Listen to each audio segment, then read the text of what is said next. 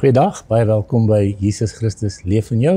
My naam is Paul Stander en ek kuier altyd lekker hier by Kruiskyk, want ek weet, dit is waar die waarheid verkondig word en dat hierdie boodskappe uitgaan en mense se lewens transformeer. Nou, vandag se boodskap vir my persoonlik was in my lewe my grootste openbaring wat Vader vir my gewys het. En ek glo dit gaan jou lewe affekteer vandag. Dit gaan jou hele lewe verander. So, luister mooi wat ek sê, ek gaan 'n bietjie meer skrif lees as normaal, net om die waarheid te probeer oordra, dat dit vir jou 'n kairos oomblik word, of 'n rema woord, wat jy sal besef, maar Here, ek het dit nog nooit geweet nie. So, ek noem vandag se boodskap, die Vader trek mense na Jesus toe. Julle sal onthou toe Jesus aarde toe gekom het, en hy is die Messias, die verlosser van die wêreld, wat wêreld toe gekom het, en hoe die Joodse fariseërs en skrifgeleerdes vir die Messias gewag het, vir duisende jare, en toe Jesus verskyn, toe het nie een hom erken nie, en hulle wou hom nie eens aanvaar nie. Die woord sê dat Jesus het na sy eie mense toegekom, en hulle het hom nie erken nie, hulle het hom nie aanvaar nie. En dit is wat ek vandag met julle wil gesels. Hoekom het mense nie vir Jesus geken nie? Hoekom, wat was die oorsaak dat hulle nie die Messias kon ken nie? Of wat was die oorsaak dat hulle so ver van God geskei was? Nou, ek wil vir julle lees Johannes 14 vers 20. In die dag sal julle weet dat ek in my Vader is, en julle in my, en ek in julle. Wie my gebooie het en die bewaar, dis hy wat my lief het, en wie my lief het, hom sal my Vader lief hê, en ek sal hom lief hê, en my aan hom openbaar. Hoor wat sê Judas nou, nie die Iskariot nie, sê vir hom, Here, hoe is dit dat u aan ons u sal openbaar, en nie aan die wêreld nie?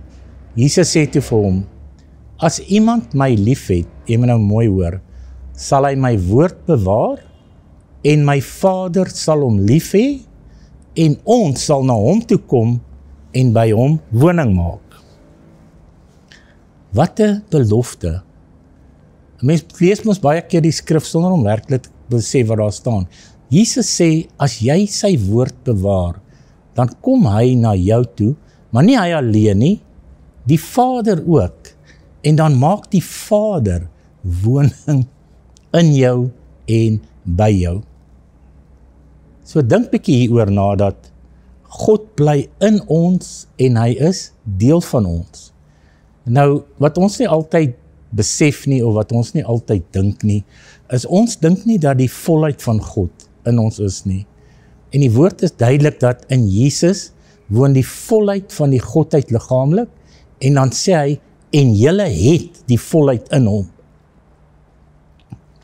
wat die hoof is van alle owerheid en mag. So dit beteken dat die volheid van God in ons as gelowiges is.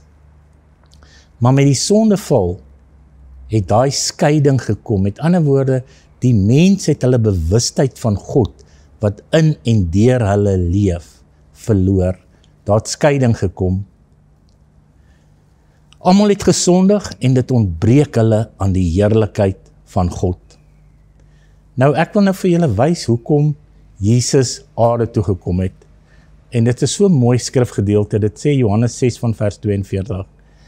En hulle sê, dis nou die fariseërs en skrifgeleerdes, hulle sê, is hy nie Jesus die seun van Josef nie, wie se vader en moeder ons ken nie, hoe sal hy dan sê, ek het uit die hemel neergedaal? En Jesus sê vir hulle, moenie onder mekaar murmureer nie. Hoor nou hierso, niemand kom na my toe, as die Vader wat my gestuur het, hom nie trek nie, en ek sal hom opwek in die laaste dag. Ek wil weer daai stukkie sê, niemand kom na my toe, as die Vader wat my gestuur het, hom nie trek nie. Kan jy sien, hoe vry dit ons maak?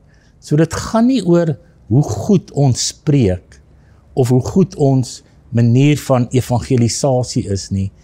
Jesus sê, niemand kom na my toe as die Vader hom nie trek nie. Met ander woorde, niemand het Jesus geken nie, wie het werklik geweet wie Jesus is nie.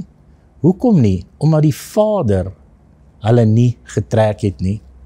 Nou die vraag natuurlik is, waar is die Vader? Jy sien, hierso is vir my die openbaring. Die Bybel sê mos, daar is een God en Vader van almal, hy is oor almal, deur almal en in julle almal. So waar is die Vader? Die Vader is in ons.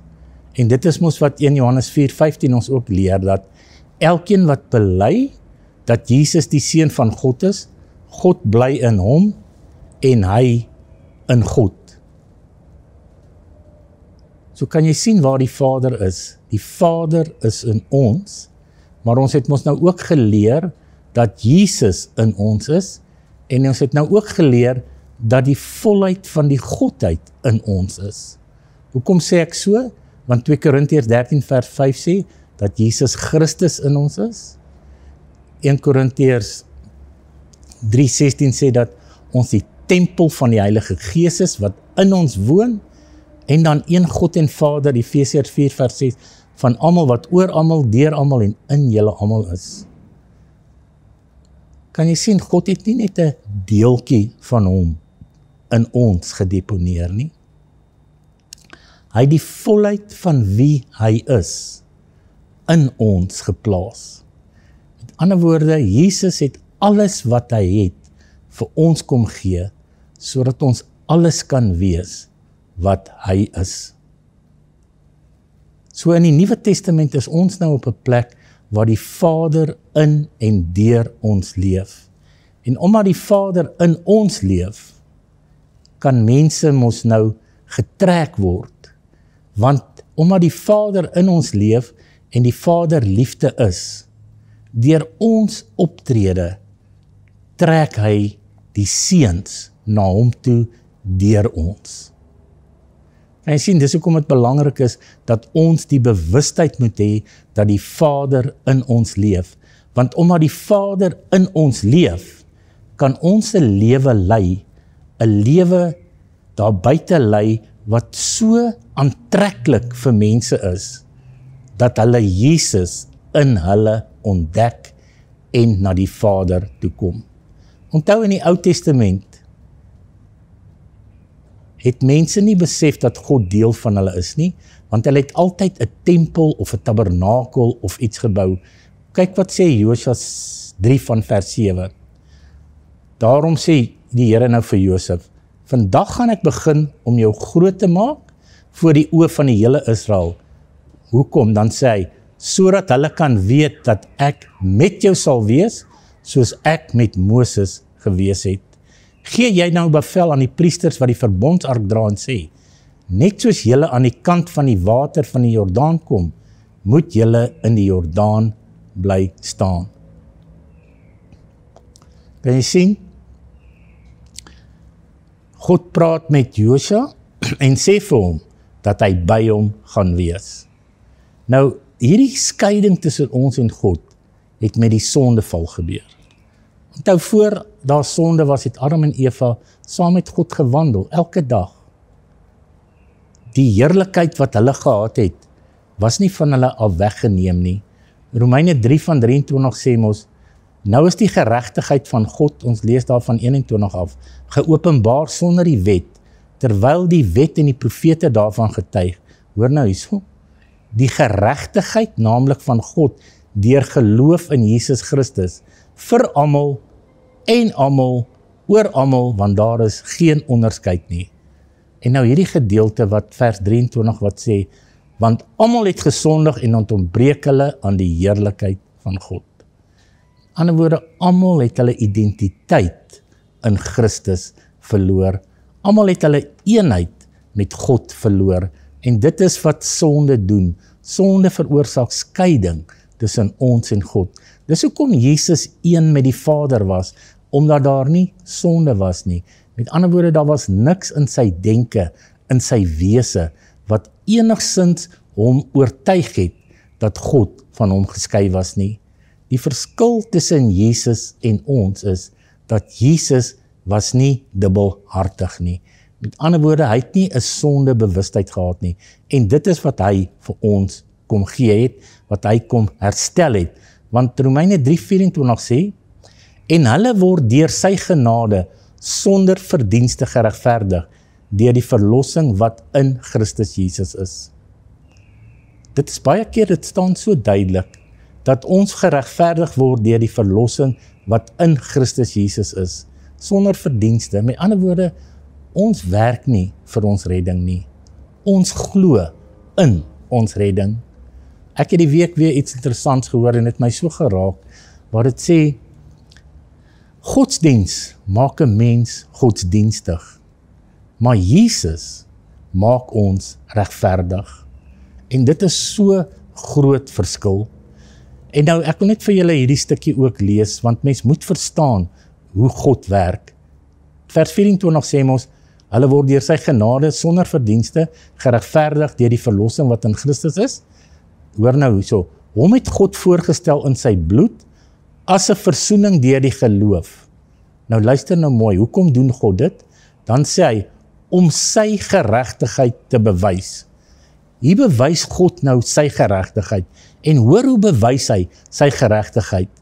Deurdat hy die sondes ongestraf laat bly het, wat tevore gedoen is, onder die verdraagsaamheid van God, om sy geregtigheid te toon in die teenwoordige tyd, sodat hy self regverdig kan wees en regverdig maak wie uit geloof in Jesus is. Is dit nie goeie, fantastiese nuus nie?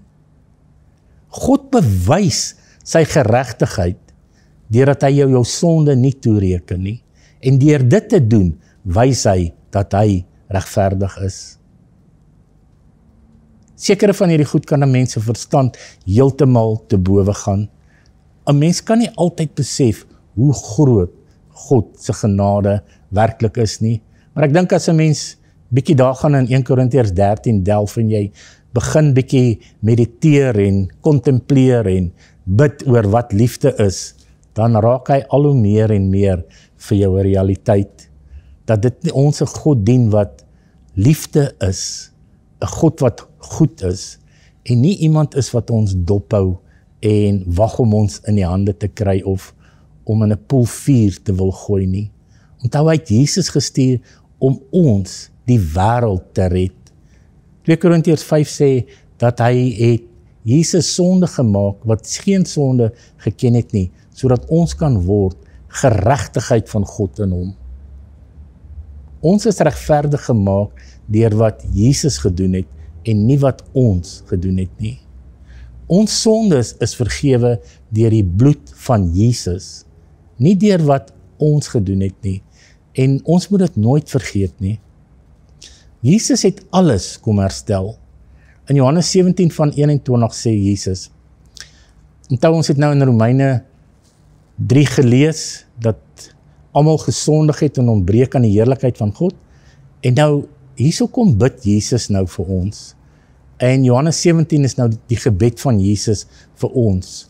In Johannes 6 het hy die Onse Vader gebid, wat nog so half onder die wet was, want hy het mos nou nog nie gesterf en opgestaan nie, maar in Johannes 17 wys hy nou vir ons, kom ek bid vir julle om vir julle te wys, wat gaan gebeur nadat ek gesterf en opgestaan het.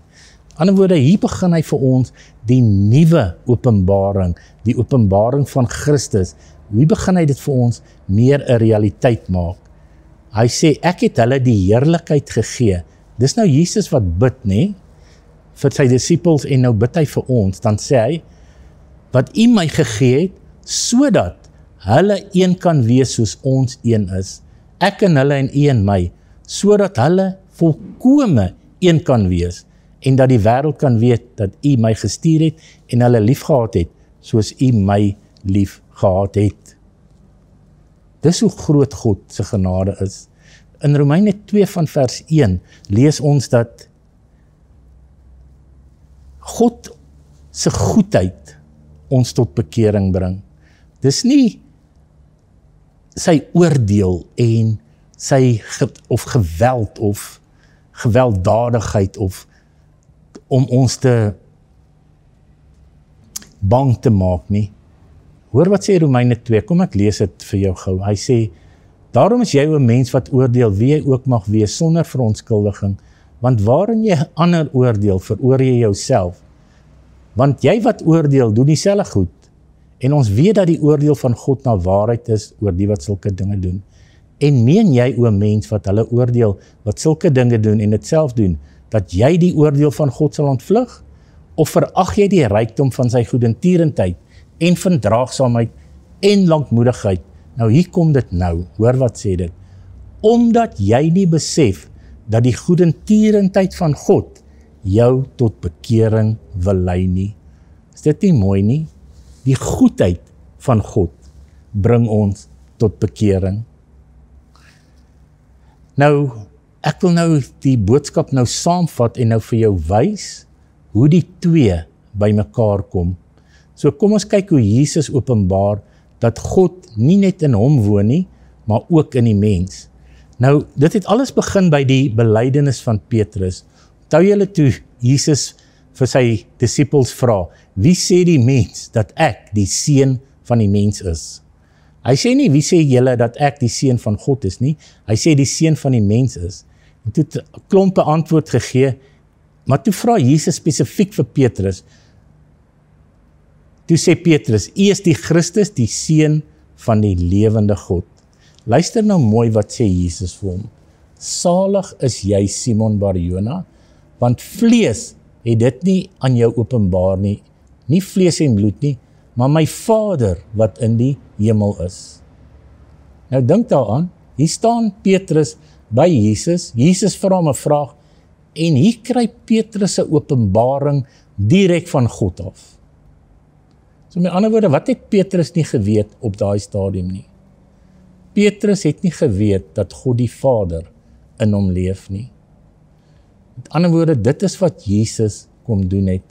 Hy het sonde kom wegvat, sodat ons weer die bewustheid van God wat in ons leef, dat ons dit kan ontdek, want Petrus het dit nie geweet nie. So toe sê Jesus vir hom, salig is jy, Simon Bar-Jona, want vlees en bloed het dit nie aan jou geopenbaar nie, maar my Vader wat in die hemel is. En ek sê vir jou, jy is Petrus, en op hierdie rot sal ek my gemeente bou. Met ander woorde, op hierdie openbaring gaan ek my kerk bou. En wat is die openbaring? Dat die Vader in jou vir jou openbaar wie Jesus Christus is. En dan sê hy, en ek sal jou die sleutels van die koninkryk van die hemele gee, en wat jy op die aarde mag bind, sal in die hemel gebonde wees, en wat jy op die aarde mag ontbind, sal ontbonde wees. En jy sien, hier gee Jesus al die mag, al die krag vir Petrus, met ander woorde, vir die kerk. Maar nou sit ons op die punt waar Petrus weet nie dat God in hom leef nie, maar Jesus het dit nou aan hom openbaar, alhoewel hy dit nog nie weet nie, maar Jesus weet dat hy die seun van God is. So, dit het so gebly, totdat Jesus gesterf en opgestaan het, want nadat Jesus gesterf het, het hy die skeiding tussen ons en God weggevat. Met ander woorde, die plek na die allerheiligste, die tempel van God, waar God woon, in ons en waar ons so deel van hom is, daai skeiding is weggeneem, en nou het ons weer die vermoë om te kan ontdek, dat die Vader in ons is. En dit is, Jesus het daai skeiding kom wegvat. Nou, wat vir my so mooi is, ek wil nou vir julle die deeltjie lees in Johannes 21. Dis nou nadat Jesus opgestaan het, en die disippels nou weer teruggegaan het na hulle werkies toe, want hulle het nou gedink, Jesus het nou, hy is dood, hy het opgestaan, wat gaan nou van ons word? En eendag toe is hulle nou uit om te gaan visvang, en ek wil gou vir julle lees. Na hierdie dinge het Jesus weer aan sy disippels verskyn by die see van Tiberias, en hy het so verskyn. Daar was by mekaar Simon Petrus en Thomas, wat Didymus genoem word, en Nathanael van Kana in Galilea, en die seun van Zebedeus en 2 ander van sy disippels. Simon Petrus sê vir hulle, ek gaan visvang. Toe sê hulle vir hom, okay, ons gaan saam met jou. En hulle het uitgegaan en dadelik in die skei geklim. En in daardie nag het hulle niks gevang nie. En toe dit al dag geword het, staan Jesus op die strand, maar die disippels het nie geweet dat dit Jesus was nie. Aan die ander woorde, hulle kon hom nie sien nie. Hulle het nie geweet, hulle het hom gesien, maar nie geweet wie dit is nie. En toe sê Jesus vir hulle, my kinders, het julle nie iets om te eet nie? Hulle sê, nee, en hy sê vir hulle, gooi die net aan die ander kant van die skei en dan gaan julle kry. Toe gooi hulle dit in en toe het hulle 'n menigte van visse uitgetrek. Nou moet jy luister, hierdie is vir my so groot openbaring. Daarop sê die disipel, die een vir wie Jesus liefgehad het, aan Petrus, dit is die Here. Nou as jy dit die eerste keer lees, dan besef jy nie wat hier gebeur nie. Hier kom Johannes en hy sê vir Petrus, Petrus, dit is die Here. Met ander woorde, die Godheid in die mens is herstel, want Johannes erken vir Jesus en toe kan Petrus vir Jesus ook herken, omdat Johannes die Petrus na Jesus toe getrek het, deur die Vader wat in hom was. So nou kon Jesus teruggaan na die Vader toe, veilig, want sy rol hier op aarde is volbring. Hy het die koninkryk van God, wat geregtigheid, vrede en blydskap is, weer in die mens kom vestig. En onthou, dis wat Jesus gesê het. Hulle gaan nie sê, kyk hier of kyk daar nie, want die koninkryk kom nie met sigbare tekens nie, maar die koninkryk van God is in julle.